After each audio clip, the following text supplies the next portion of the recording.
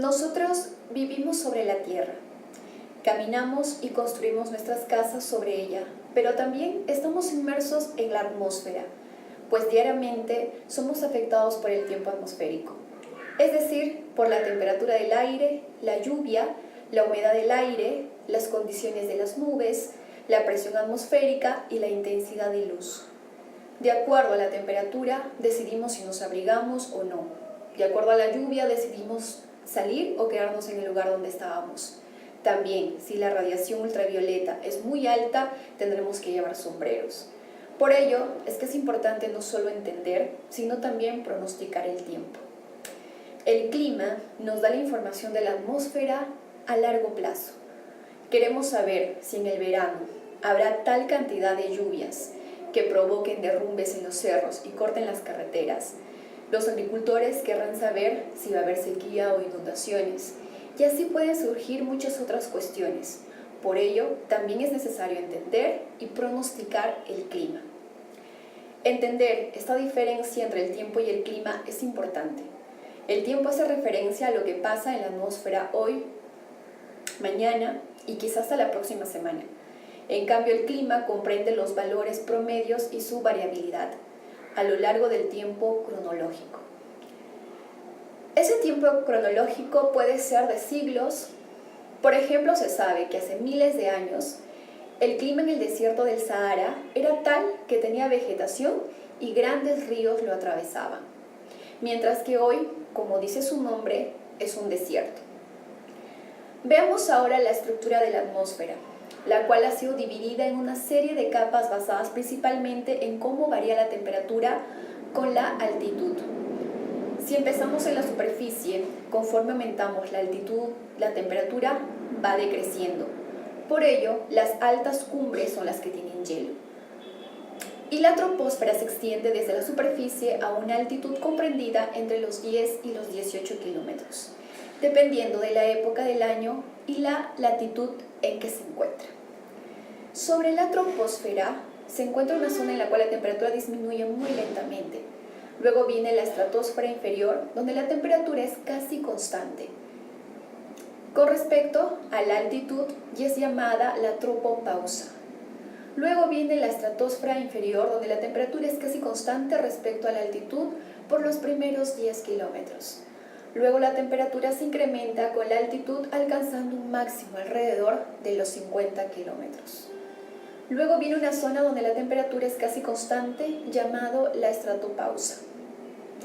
Sobre la estratopausa, la temperatura disminuye con la altitud en la zona llamada mesósfera hasta alcanzar aproximadamente los 85 kilómetros de altitud, donde se encuentra una zona de temperatura constante llamada mesopausa. Sobre esta, la temperatura se incrementa y es llamada la termósfera. Otro parámetro de interés es la presión atmosférica, que viene a representar el peso del aire por unidad de área sobre el punto donde estamos midiendo. La gráfica muestra cómo la presión atmosférica disminuye con la altitud. Observe que a nivel del mar la presión es de 1 bar y disminuye de tal forma que casi a los 30 kilómetros de altitud la presión atmosférica es muy pequeña. De hecho, el 80% de la masa de la atmósfera está contenida en la troposfera y el resto en la estratosfera. En la mesósfera o termósfera casi no hay masa y no son importantes para la física del clima. La atmósfera es pues una capa de aire que es muy delgada cuando se le compara con el radio de la Tierra. Si la estratosfera alcanza los 85 kilómetros, el radio de la Tierra es alrededor de 6.307.1 kilómetros. Y esto puede verse en la fotografía tomada por el transbordador espacial, mostrando a la Luna sobre la Tierra y a la atmósfera iluminada por el Sol.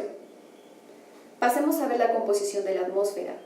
El 78% de la atmósfera está formada por nitrógeno molecular y el 20.81% es oxígeno.